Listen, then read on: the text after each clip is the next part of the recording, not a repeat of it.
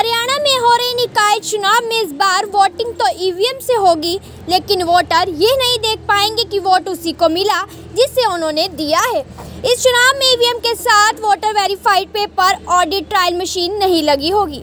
ऐसे में वोटर को वोट डालने के बाद 7 सेकंड तक नजर आने वाली स्लिप नहीं दिखेगी। इसकी वजह यह है आयोग जिन ईवीएम पर निकाय चुनाव में वोटिंग करा रहा है उसमें वीवीपीएटी मशीनें लग ही नहीं सकती।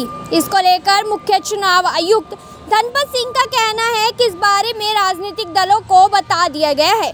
हरियाणा निर्वाचन आयोग ने जून 2020 में भारतीय चुनाव आयोग को चिट्ठी लिखकर नगर निकाय और पंचायत चुनावों के लिए 45,000 M3 मॉडल की ईवीएम मांगी गई थी, लेकिन ईसीआई ने यह जवाब दिया था कि केवल M2 मॉडल वाली ईवीएम ही लोन आधार पर राज्य आयोग को दे सकते हैं। यह भी बताया गया कि उसकी पॉलिसी के अनुसार राज्य निर्वाचन आयोगों को M3 मॉडल की ईवीएम प्रदान नहीं की जाती। देश में ईवीएम से चुनाव होने के बाद इनके रिजल्ट पर विवाद होने लगा। राजनीतिक पार्टियों ने ईवीएम की विश्वसनीयता पर सवाल उठाने शुरू किए, तो चुनाव आयोग इस समस्या का हल निकालते हुए वीवीपीएटी लेकर आया था।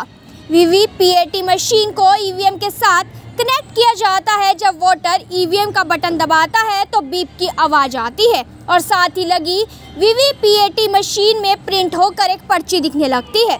इस पर्ची पर उस उम्मीदवार का चुनाव चिन्ह होता है जिसे वोटर ने वोट डाला है।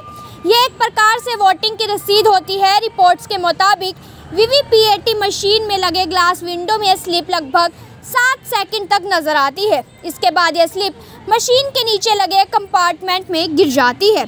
निकाय कानूनों के जानकार और पंजाब एवं हरियाणा हाई कोर्ट के एडवोकेट हेमंत कुमार ने बताया कि 2013 में सुप्रीम कोर्ट की ओर से डॉक्टर सुब्रमण्यम स्वामी बनाम ईसीआई ने केस में दिए फैसले में ईवीएम के साथ वीवीपीएटी की व्यवस्था लागू करने का निर्देश दिया गया था, ताकि ईवीएम तकनीक से चुनावों पर पूर्ण विश्वसनीयता और पारदर्शिता कायम हो सके।